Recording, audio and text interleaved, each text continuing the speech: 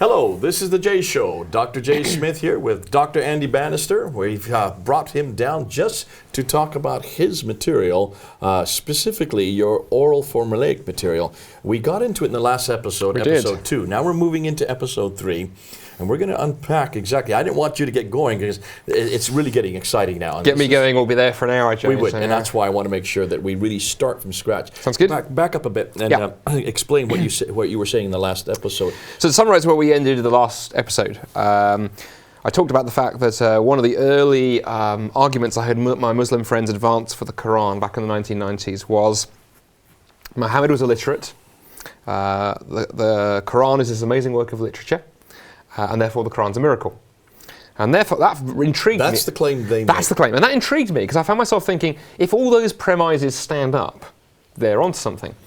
But then I also described it in the last show how, as I began looking actually into oral cultures, you see, built into that assumption, built into that argument is the assumption that oral cultures are stupid. People who don't have access to writing, they can't produce great works of literature, the poor, ignorant ignoramuses. Thankfully we live in this modern literary culture. Well, it doesn't take a lot of studying before you go, hang on a minute, we have amazing works of literature that come from oral cultures. So, for example, we have the Greek epic poetry, like the Iliad and the Odyssey, written by Homer. Here in England, where we're filming this, we have the ancient Anglo-Saxon poem Beowulf, which was made into a movie a few years ago. That comes largely from a time before writing, and so on it goes. And actually, what it turns out is that oral cultures have bequeathed to us wonderful works of literature that eventually made their way into writing. And actually what happens, it turns out, as we've studied hundreds of cultures around the world, is oral cultures have all kinds of mechanisms, all kinds of ways they can produce literature without access to writing. And what gets exciting is those methods usually leave clues in the text when it's finally written down. When it is finally written down, you're going to see something that gives you where these formula or this orality is. Where this orality comes from. And there are two things in particular. One, you gave the game away with the first word. First word is formulae.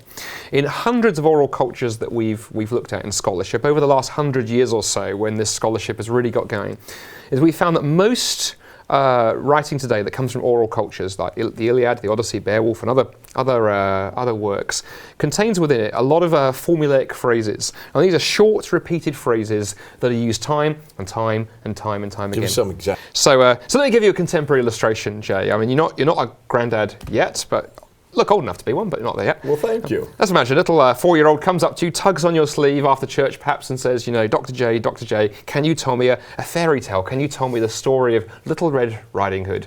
How do you start, as any good granddad would, how do you start a fairy tale? What do you say? All fairy tales, once upon a time. Now, you haven't memorized that. The reason you know that is your parents told you fairy tales that way, their parents, and that all little oral formula has been preserved. It's also very useful.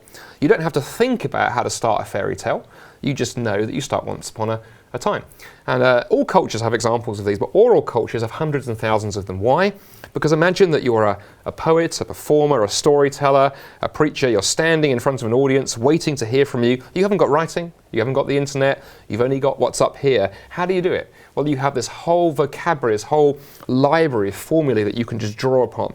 And which people would recognize because they've heard so many of these storytellers do just that. Yeah, and so in a culture where there's storytellers, like the kusas, these are the kusas we're talking about. Those are there. And so what you can then do, what we've discovered in scholarship, you can then come along and do is you can take a text that you think may have come from an oral culture, and what we can do, we can analyse it looking for its formulas. We can go through and look for those short repeated phrases. But more interestingly than that, we can calculate what percentage of a text consists of those short repeated phrases. And this is where your computer Now, skills here's where things get very, very interesting. On culture after culture after culture has led us to the conclusion as scholars that generally, once you get beyond about 20% of a text consisting of short repeated phrases like that, you can be increasingly confident of saying this was originally performed live in front of an audience, created live in front of an audience by an oral performer, storyteller, and singer. And so, for example, Homer's Iliad and the Odyssey, those Greek poems, there's something like 25% of the text is formulae. And so when I began studying the Quran, I found myself thinking, hey, let's do this for the Quran. This needs to be done, because I think it comes... This number 20. 20, yeah. This is this is what scholars are saying today. That's right. If it's 20%, then you can pretty well be assured. The higher you get beyond 20%, the greater your confidence. At 20%, we're pretty sure. 25%, 30%, So for those who are higher following and this, higher. what we're saying is, if you look at a printed text today, Yes. if you can find these formulas, these repeated phrases, these repeated Yeah. stock phrases that we would not possibly, once upon a time we used today, but there are other ones that you see repeated, you know that they would have been well known Yeah. at that time. Exactly. Well, they'd be well known. They're useful to the performer. The other thing that's interesting that's been pointed out, one big difference between literary cultures and oral cultures, we often in literary cultures get bored with repetition. So if you were to go to the bookseller at the airport, buy a novel to read next time you fly back home to the USA, and it's like every fourth phrase was a repetition, you'd probably start going, this author is really boring. Yeah. He needs to coin a new phrase. I've heard this. In oral cultures, it's the other way around. They actually prefer the traditional, that which is known. And if you start coming up with stuff that's original, people start complaining because it's not the story that they've known. It's not the way they've known it. Now, because you're talking to an awful lot of people who are so used to the written text, they're not going to see the importance of say that again. That's so important. We're not talking about written cultures. We're talking about oral cultures. Most of us who are watching are not from oral cultures, so this is new for us. Exactly. And so it's hard thinking yourself in terms of into an oral culture because writing does a number of things. In Western education, everything is written. Well, you take notes. Even in Eastern, you write essays. Even in Eastern you write cultures, tests. I'm going to keep interrupting you because Absolutely. I want people to really get this. You do. We do everything. We do everything by writing. Word. We compare writing, but more than that, the other thing that's been pointed out, writing changes the way you think. Because the moment that you can write something down, you have the chance to write it and then go back and edit it. You can't edit an oral text. Once it's out there, once you've told the story and you've preached it, it's out there. It's got legs. It's running.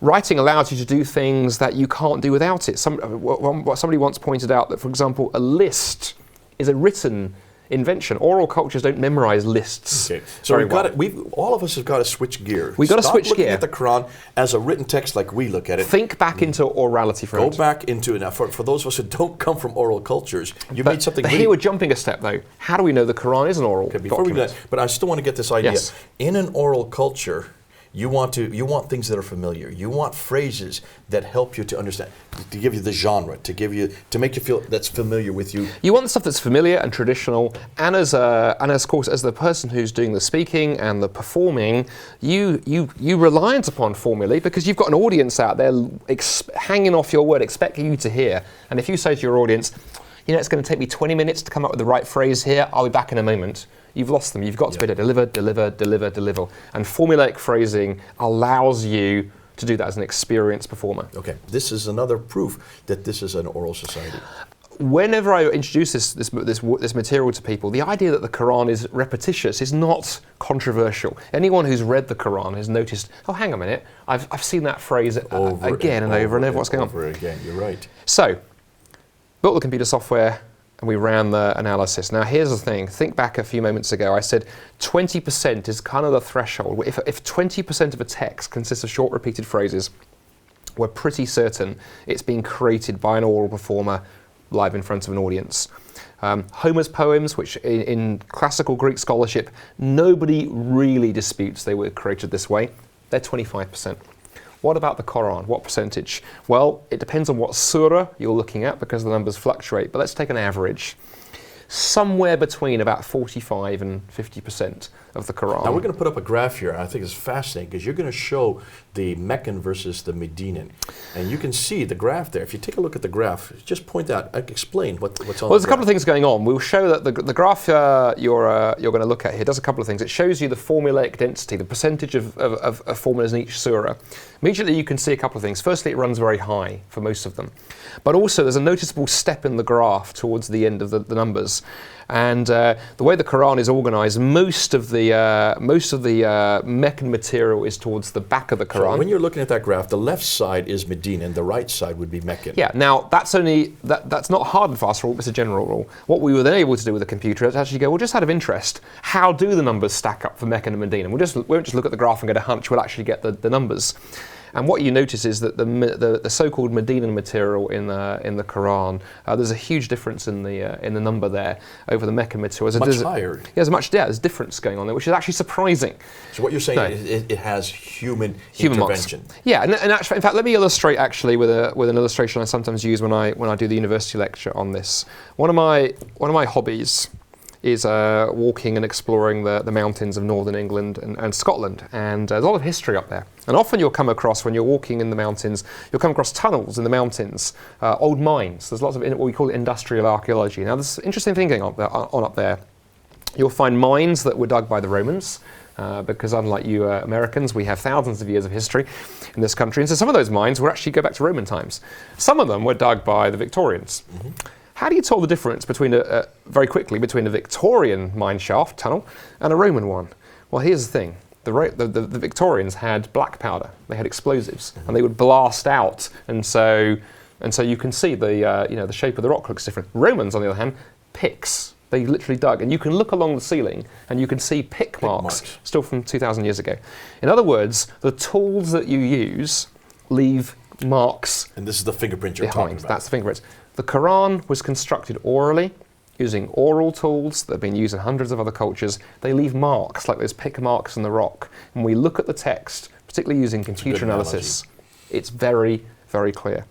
But there's another... Probably one of the best ways to find these pick marks, so to speak, in a text is to look for orality. And you have found over 20% in almost all well of them. Over. More so in the Medinan than in the Meccan. But here's the thing, there's another big oral clue as well, and I always want to take these two together, because if it was just this, that's pretty powerful evidence. And actually, were I a Muslim, this would give me a huge concern.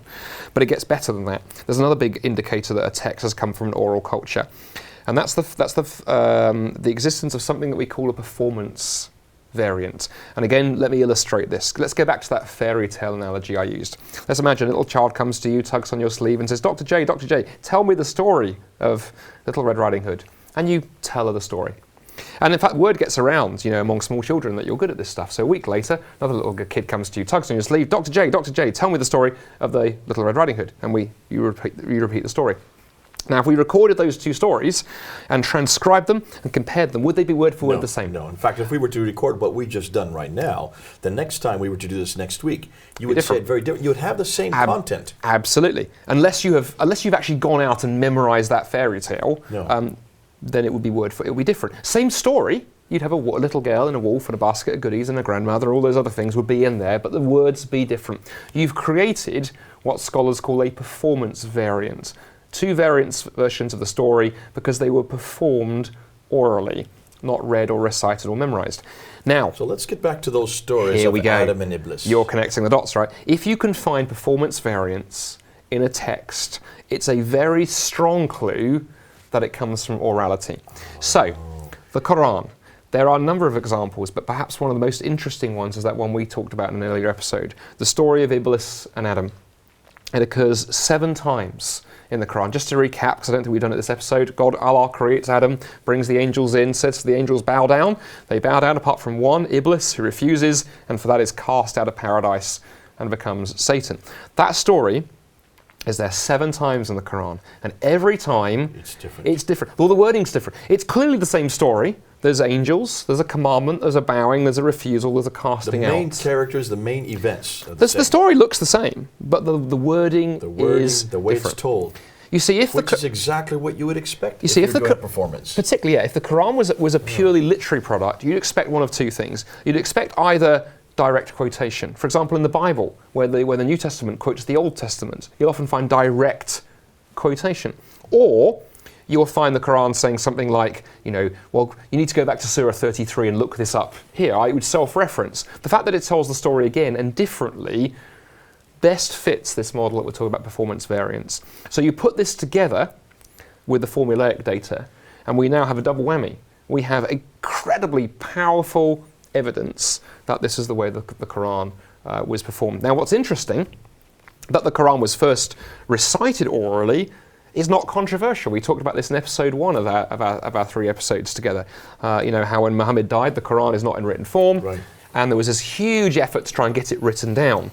All I'm doing is pushing that back one step and saying it's not that the Quran then sat in heaven and came down to Muhammad. No. It was first constructed orally, performed orally, composed orally. That's exposing itself by the fact that there is this repetition of the same story. It's formula. In each case, it is different. Exactly. And so the problem you have as a Muslim, just take that story of Iblis and Adam alone. If you were to try and construct that as a literary product, as a word for word recitation, well, exactly what did Iblis say to Allah? Exactly how did it play out? I've literally had Muslims look at me and go, well, maybe it happened 7 times. One Muslim said that to me at Speaker's Corner. Well, maybe 7 times God called the angels in, every time it's slightly different. And I'm like, that's the lengths you have to go to in order to solve this. So that's a good example. Another good example would be the Annunciation to Mary there in Surah 19 and Surah 3, I think from memory, isn't it, where there's 2 stories take place. And so there are differences. There are differences in exactly how it plays out. And again, I've literally had Muslims say to me, well, it happened twice, because there's no other way of reconciling it. Or you go, no, it's 2 different tellings of the same story. On the story of Moses, 10 different tellings, 10 different times. On at least 2 occasions, Muhammad has stood in front of an audience. If it's Muhammad, who's the author of the Quran, Muhammad stood in front of an audience and told that story. And like any oral performer does, he uses formulae, and we can analyse those, but he also tells the story differently, as you do as an oral performer. And it's left its marks on the Quran that we see today. And using computer software and other modern tools, you can expose this, and we're beginning to now really understand how the Quran was put together and why it looks the way it does, why it's so repetitious, why these stories occur multiple times and different. And also, it tells us why the Quran mixes up these kind of biblical stories from the Old and New Testament with the kind of legendary stories like the sleepers of Ephesus, like the Jesus making the clay birds into living birds and so forth. Because what's happening is Muhammad has heard these stories floating around the Arabian context. He's gone, that's a good story, and that's a good story, and that's a good story. And of course, what oral storytellers love to do is listen to other people's material and then repackage it and use it themselves. As you have done with what you've just told me now. You've done this on different university campuses. You've had many lectures on it. You're using any notes in front of you. You don't need to, because you know the major categories that you're going to, where you're going to go with it. You know exactly what you're going to say, but you don't say it the same way every time. And again, what's interesting about this, it puts the Quran back into its context. Immediately before the Quran, we have the great Bedouin oral poets, the oral poets of Arabia. Scholarship has studied those, and we know this was the way that these guys composed. Suspended poems, a famous one. And in fact, you can find near contemporary accounts of many of these Bedouin poets, almost literally telling you what they do. They would sort of stand up and do their thing. In fact, it's quite fun. It's a little bit of trivia for you. One of the things that those Arabic tribes would do on the battlefields, each tribe would have its poet, and the poets would insult the other. Poetry was a weapon, and the poet who could compose the fastest and the better and the most fluently, won great esteem for his tribe. So it happens before the Quran. And then after the Quran, we see 2 things. Think about the Hadith and the way that's constructed, those traditions of Muhammad. It's constructed orally. So-and-so said to so-and-so, said to so-and-so, said to so-and-so. It's actually constructed as if it's an oral performance. Dr. Patricia Corona probably gives a good example of this. She talks about the reference to Muhammad going up with his uncle, Abu Talib. He goes up to Gaza, and there he meets a holy man, and the holy man talks to him and refers to him that this is a special child. But what's fascinating, Patricia Corona says, when you look at it, you will find 15 different tellings of this story. Exactly. And in some cases in a different city, in some cases it's when he's at a different age, in other cases, but it's still the same story, but it's told 15 different times. In different ways. And that's exactly the fiction. Now, we've always known, she didn't really say that this is, she didn't come up to the conclusions you came up to, but you can see she was saying, her conclusion was, therefore it's all false. Probably this never happened. What you're saying is, hold on, it's not a matter of whether it happened or not. We do, that's not the important thing. The important thing is somebody started this story at one time, and then of course they probably had it in one place. The next time it was told, it was probably put to another place, and another time it was talked about a cloud would follow him, another time it even had the names of his uncle differently. Well, this is very interesting, and actually one of the things that's been shown in orality is as stories make their way through different cultures, one of the things that often gets dropped off are chronological references, time references, and geographical references. Because if you hear some great story that somebody told you, about what happened to their grandfather in Delhi, perhaps on a trip to India, that's a great story, but I want to tell it in America. Perhaps I'll just drop the fact it happened in Delhi in the 1950s. I'll retell it as if it happened kind of last week. It's a great story. And we see that in oral cultures all the time. Now, here's the interesting thing. We see that with the Quran. Even an untrained reader of the Quran can see this. And the example I would give is look at the stories of Jesus. They're in the Gospels, in the Bible, though those biblical accounts of the life of Jesus, Matthew, Mark, Luke, and John, they are, by most accounts, those are Greco-Roman biographies. They're written within the lifetime of the eyewitnesses, by eyewitnesses in many cases. 2 times by eyewitnesses and 2 got from eyewitnesses. Built into them, if you read the Gospels, you'll discover they've got place names, they've got dates, they've got the names of political leaders. They've basically got a spatial address. They've got a time that they take place in a time and place in history that the text clearly signals. By the time we get to the Quran, 600 years later, well, of course, it's another culture. It's time removed. And so when the Quran talks about Jesus, I mean, think about when the angel comes in and announces to Mary that Jesus is going to be born. Where does that story happen? No. When does it happen? No. Jerusalem's not mentioned. The time's not mentioned. A child. That's all we know. And that's exactly the kind of thing we see in oral cultures. Names, place. Joseph doesn't even exist. Or to give you another example, there's a wonderful book, maybe we can put the image up on the screen of this, by a gentleman called Reuben Firestone, who's a wonderful Western scholar of the Quran. He wrote a book a few years ago called Journeys in Holy Lands. And what he does in that story, in that book, he traces the story of Abraham and the sacrifice from the Quran through early Islam and into later Islam. In the Quran, it's not clear which of the children it is, whether it's Isaac or Ishmael who's sacrificed. By the time we get a few centuries in, it's become Ishmael, right? In the Bible, it's Isaac. And Reuben does this wonderful job of showing how the location of the sacrifice and the characters and the details change over time as the story is retold, and it becomes less Jewish and less biblical, and it becomes Islamicized. And he does a very careful job of tracking that and showing you as stories come through oral culture, that's what happens. And we see it in the Quran. And again, it shows the Quran is this oral document from an oral preacher in Arabia, sometime around about the 7th century. It looks exactly as we'd expect it. It bears no resemblance to any kind of, heavenly archetype. Andy, we've got about 5 minutes. What I'd like to do in the last 5 minutes, I'd like to just kind of recap what we have done in these 3 episodes. We've started with this idea that the Quran has never been given the test that the Bible's been given. It's never had this critical analysis, a redacted source, biblical, literary criticism. These don't exist. We don't have anybody that's done this. No one's ever looked at anything that I know of. Well, there are people that have looked at orality, and this is coming out in the last century, but in Homer's Iliad, others groups have done it with Yugoslavia. You've given examples of where that is. You're the first one actually to bring it back down to the Quran itself. And this is something that was curious to you because you saw this repetition. You saw these biblical tales. Now, those biblical tales have been well known of. Tisdale talks about them in the 1800s. He does a great job of saying that these are nothing more than borrowed tales. But when he was talking about it, he assumed these were written accounts. These were written tales that they just misconstrued. You're saying no. Tisdale didn't go far enough. Exactly. Let me say a couple of things that are hugely important. Let's push back before Tisdale.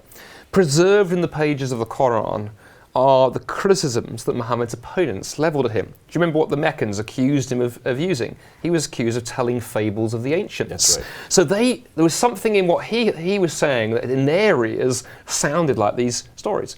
But here's the other mystery that for a long time mystified scholars. The Meccans, who were famous in history for being great poets and having a great poetic tradition, they accused Muhammad of being a poet, and he denied it. Now, why is that odd? Because normally it's the other way around. Perhaps you come across a famous author and you go, oh yes, well I'm a famous author as well. And they go, oh no, you're not, you're a jobbing hack. But why is it that the Meccans... Which would be true in my case, but not in your case. Why is it that the Meccans who knew poetry were insistent that Muhammad was a poet, and Muhammad, who wasn't a poet, was insistent that he wasn't? It seems the wrong way around. What I've explained begins to answer this. What I think is going on is Muhammad picks up these kind of formulaic language that the poets were using, and all of the Arabian poets were using this stuff, but he has the innovative idea of using it to tell religious ideas for the first time. So he thinks he's doing something new. So he genuinely thinks, well, this isn't poetry like that. The Meccans, on the other hand, are hearing all this formulaic language and all these stories, and they go, no, this is poetry. So actually, they were both telling the truth. And that insight, that criticism that's there in the pages of the Quran gives us another window into what's going on. Muhammad picked up this tool that was known to everyone in Arabia, and his originality, and and I have no problem as a Christian saying Muhammad did some things that were original. His originality was going, I can use this to convey religious ideas. And remember, in order to understand early Islam, I think you have to understand Muhammad's passion for the Arabian people. And he gets this idea in his head to be a great nation, like the Byzantines, like the Persians. The Arabian people, the Arabs, need a religion. And he got into his head, it was his job to create one. Revelation. They need something that they could hold on to. We're going to talk about this in future episodes.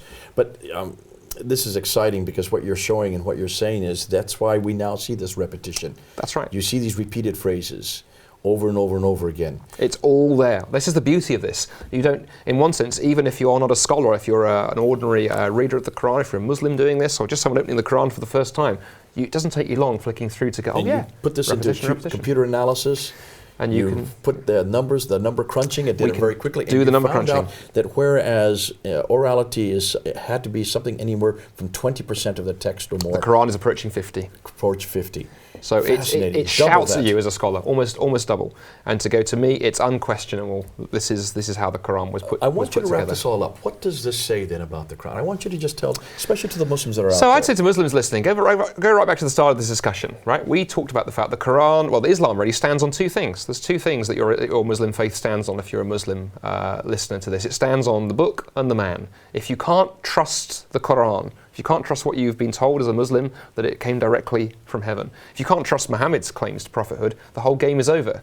Well, we've talked a little bit about Muhammad, but we've talked about the Quran. And hard as it may be for some of you to hear this, the evidence overwhelmingly shows you the Quran has a history. The Quran has a way it was put together. We can expose that to huge detail now using computers and 21st century analysis. The book does not stand up. And so the question is now whether you have the courage to see where this leads. And as you said at the beginning, Jay, what excites me, as Christians, we understand the book and the man, because as Christians, we have the Gospels and we have Jesus. And I think what excites me is we can do the same kind of critical analysis on the Bible, and it stands up. The Gospels are full of the names and the dates and the places and the fine details that expose them as eyewitness testimony. They're a very different kind of literature. And so we don't find this orality, is what you're saying.